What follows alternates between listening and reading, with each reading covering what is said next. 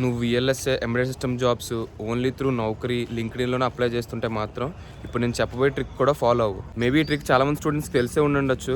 ఒకవేళ మీరు ఫాలో అవుతుంటే వెల్ అండ్ గుడ్, లేకపోతే ట్రిక్ అయితే ఫాలో అవ్వండి ఖచ్చితంగా. ఆ ట్రిక్ ఏంటంటే కెరీర్ పోర్టల్స్ అనమాట. So most of the students VLSI jobs కానీ ఎంబెడెడ్ సిస్టమ్ జాబ్స్ కానీ అప్లై చేసేటప్పుడు నౌకరీ లింక్డ్ఇన్ మాత్రమే చెక్ చేస్తారు. చాలా మంది కెరీర్ పోర్టల్స్ అయితే చెక్ చేయరు అప్లై చేసేటప్పుడు. నువ్వైతే ఆ మిస్టేక్ ని చేయకు.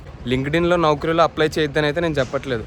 అక్కడ అప్లై చేసుకోవడంతో పాటు ఈ కెరీర్ పోర్టల్స్ కూడా చెక్ చేసుకో. ఈ కెరీర్ పోర్టల్స్ ఏంటంటే ప్రతి కంపెనీకి వాళ్ళ కంపెనీలో ఉన్న హైరింగ్స్ని పోస్ట్ చేసుకోవడానికి ఒక పేజ్ అనమాట కెరీర్ పోర్టల్ అనేది. సో నువ్వు కనుక ఈ కెరీర్ పోర్టల్స్ త్వరగా చెక్ చేస్తుంటే అందరికన్నా ఒక స్టెప్ ముందే ఉంటావు నువ్వు. ఒక చిన్న స్ట్రాటజీ ఏంటంటే first step only product based కంపెనీసే కాకుండా కొన్ని ఈడియా టూల్ కంపెనీస్ కూడా ఉంటాయి. Like Cadence, Synopsys, Mentor Graphics. చాలా మంది ప్రోడక్ట్ బేస్డ్ కంపెనీస్ చెక్ చేస్తారే తప్ప ఈ ఈడియా టూల్ కంపెనీ పోర్టల్స్ మాత్రం చాలా మంది మిస్ చేస్తారు. ఈ ఈడియా టూల్ కంపెనీస్ ఏం చేస్తాయంటే అప్లికేషన్ ఇంజనీరింగ్ కి చాలా మంది ఫ్రెషర్స్ ని హైర్ చేసుకుంటాయి. సో విఎల్ఎస్ ఇండస్ట్రీలోకి ఎంటర్ అవడానికి it is one of the best way అని చెప్పొచ్చు. స్టెప్ 2 ఏంటంటే service based companies. Wipro, HCl, Capgemini service based companies మనం ఇందాక చెప్పుకున్న ప్రోడక్ట్ బేస్డ్ కంపెనీస్ కి సర్వీస్ ఇస్తాయి అనమాట. సో వీటి కెరీర్ పోర్టల్స్ చెక్ చేయడం కూడా చాలా బెటర్. స్టెప్ 3 ఏంటంటే రిఫరల్. నీకు రిఫరల్ దొరకగానే డైరెక్ట్ గా జాబ్ ఉందా అని అయితే అడగద్దు. ఒకసారి మీ రెజ్యూమ్ ని టెక్నికల్ రివ్యూ కి అడగండి. అంటే మీరు రెజ్యూమ్ లో పెట్టిన ప్రాజెక్ట్స్ కి ఒక టెక్నికల్ రివ్యూ అయితే తీసుకొని ఏమైనా చేంజెస్ చేసుకోవాలో ఒకసారి అయితే తెలుసుకోండి. కింద డిస్క్రిప్షన్ లో కొన్ని product based companies, service based companies,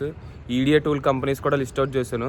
ఒకసారి అయితే ఈ కంపెనీస్ కెరీర్ పోర్టల్స్ అయితే చెక్ చేయి. ఈ పోర్టల్స్ లో అప్లై చేయడం వల్ల అడ్వాంటేజ్ ఏంటంటే మ్యాక్సిమం నీకు సెలక్షన్ రిజెక్షన్ మెయిల్ అయితే ఖచ్చితంగా వస్తుంది. సో ఈ 3 స్టెప్ స్ట్రాటజీ అయితే ఫాలో అవ్వు. నీకు హెల్ప్ అయింది అనుకుంటే ఈ రీల్ ని నీ ఫ్రెండ్స్ కూడా షేర్ చేయి. ఇంకుంటా మరి బాయ్.